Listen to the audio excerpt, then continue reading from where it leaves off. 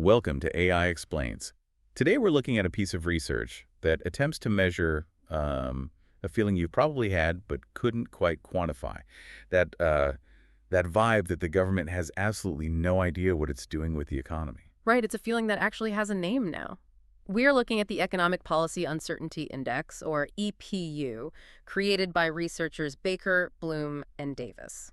And they essentially tried to build a sort of fear gauge for Washington, D.C., Exactly. which is a fascinating pivot because, usually we look at the stock market to see if the world is ending.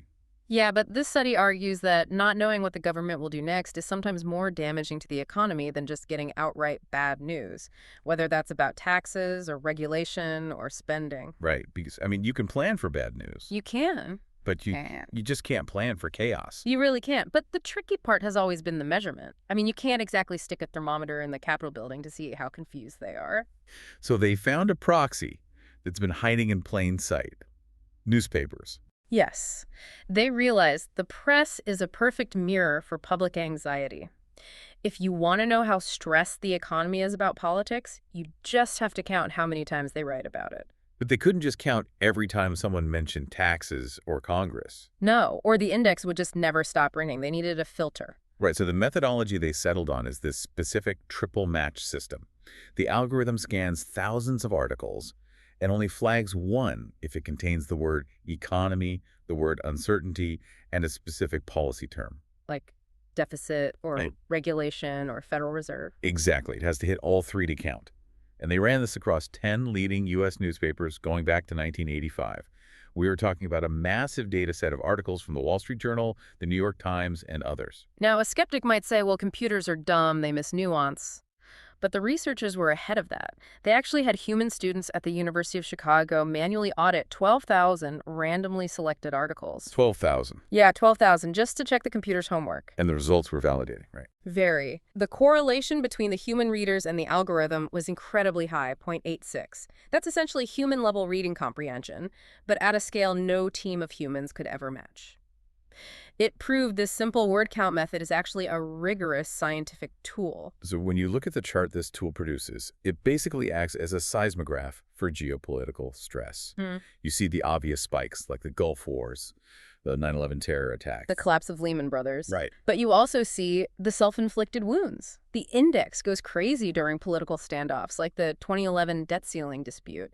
It captures those moments where the economy is holding its breath because the government is playing chicken. And since newspapers are archived, they didn't stop at 1985. They managed to extend a version of this index all the way back to 1900. Which gives us amazing context. When you look back that far, the Great Depression stands out instantly. Uncertainty surged starting in late 1931. And it's not just the U.S. They replicated this for 12 major economies. Like the Russian index, right? Yes, that one spiked massively during the 1998 financial crisis and the Crimea annexation. Okay, so we can measure the confusion. But we need to talk about the cost. Why does it actually matter to you if the EPU index is high? It matters because uncertainty freezes action. If a company doesn't know what the corporate tax rate will be next year, or if a new healthcare regulation is about to drop, they don't hire people. They don't build new factories? They wait, and the data on this is striking. A policy uncertainty shock, equivalent to the rise from 2006 to 2011, foreshadows a decline of about 1.2% in industrial production. And a drop in employment of 0.35%. Which might sound like a rounding error until you realize that in the U.S. economy, 1.2% is the difference between a healthy year and a recession. We are talking about billions of dollars evaporated just because the government couldn't make up its mind. And that pain isn't shared equally. The data shows it hammers the policy-sensitive sectors. Defense, healthcare, and infrastructure. Because these rely heavily on government spending.